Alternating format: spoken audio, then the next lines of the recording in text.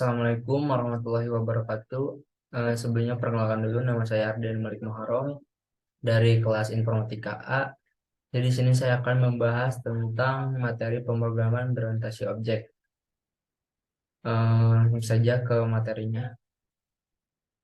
Materinya itu ada 8 materi ya. Yang pertama itu ada kelas, yang kedua itu ada objek, yang ketiga ada metode, dan yang keempat ada atribut, yang kelima ada access modifier, yang keenam ada constructor, yang ketujuh ada inherited, dan yang kedelapan itu ada encapsulation.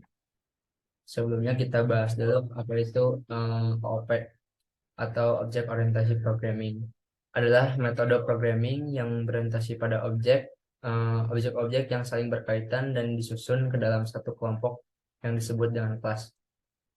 OOP itu sendiri memiliki tujuan untuk mengatasi kelemahan pendekatan pemrograman konvensional.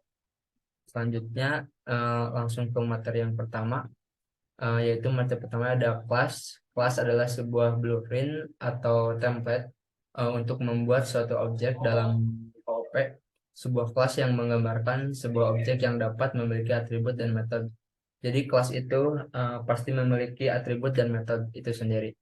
Sebagai contoh, kita dapat membuat sebuah kelas motor ya, yang memiliki atribut seperti merek dari motor tersebut, tahun produksi, dan nomor plat, serta metodenya itu seperti menjalankan mesin dan memberhentikan motor. Dan kelas biasanya didefinisikan menggunakan keyword kelas diikuti dengan nama kelas. Contohnya kita mengambil kelas motor dan dapat ditulis yaitu kelas motor. Dan di sini ada contoh kelas dari motor dan atributnya merek, tahun produksi, nomor plat nomor, dan metodenya itu menjalankan dan memberhentikan motor. Selanjutnya ke materi yang kedua yaitu ada objek. Objek adalah sebuah instansi atau hasil realisasi dari sebuah kelas. Dan objek memiliki karakteristik yang sama dengan kelasnya, tetapi mempunyai nilai-nilai yang sangat unik.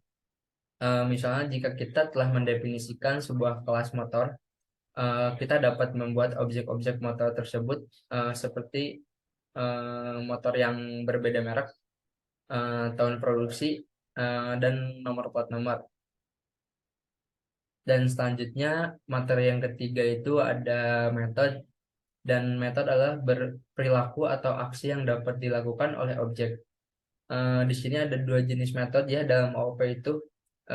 Yang pertama metode yang mengembalikan nilai atau return, dan yang kedua itu metode yang tidak mengembalikan nilai atau point. Contohnya tadi dilihat dari kelas motor.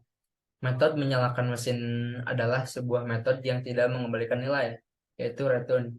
Dan metode seperti harga motor adalah metode yang mengembalikan harga motor, adalah metode yang memberikan suatu nilai. Dan materi yang keempat di sini ada atribut. Atribut adalah data yang dimiliki oleh objek. Ada beberapa tipe data yang dapat digunakan sebagai atribut seperti integer, float, boolean, string, dan sebagainya. Eh, Kita bisa, ini ada contohnya atributnya itu merek. Dan pada objek motor bisa berupa tipe data yang dipakainya itu tipe data string. Dan yang kedua contohnya ada atribut harga motor. Dan ini bisa menggunakan tipe data integer. Selanjutnya ke materi access modifier. Access modifier ini ada tiga ya, public, private, dan protected. Eh, yang pertama itu ada public. Public access modifier berarti bahwa atribut atau metode dalam diakses dari luar kelas, sehingga dapat diakses oleh semua objek dari kelas tersebut. Sebagai contoh, dari metode maju nih, pada motor dapat diakses oleh pengemudi motor dari luar kelas motor tersebut. Dan yang kedua itu ada private. Private access modifier berarti bahwa atribut atau metode hanya dapat diakses dari dalam kelas saja, jadi tidak bisa dari luar kelas, sehingga tidak dapat diakses oleh objek dari kelas lain. Eh, Sebagai contoh, misalnya atribut nomor mesin. Nomor mesin pada motor hanya dapat diakses oleh metode dari kelas motor itu sendiri. tidak bisa diakses dari luar kelas materi lain. Dan yang ketiga itu ada protected access modifier, berarti bahwa atribut atau metode hanya dapat diakses dari dalam kelas dan subkelas.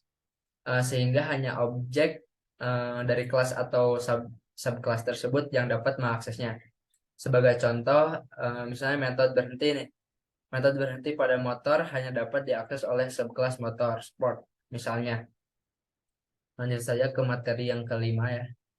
Ada konstruktor. Konstruktor adalah metode khusus dalam suatu kelas yang digunakan untuk membuat objek baru dari kelas tersebut.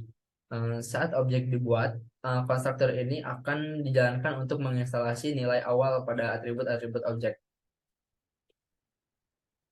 Dan yang materi yang keenam ada encapsulation. Encapsulation itu adalah konsep yang digunakan untuk menyembunyikan detail implementasi suatu objek dan memberikan interface untuk berinteraksi dengan objek tersebut.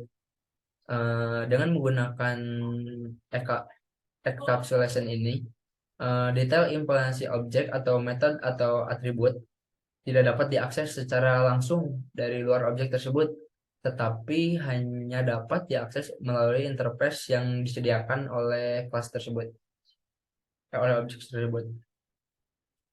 Dan materi yang terakhir, ini materi yang ke-8 ya, ada inherited.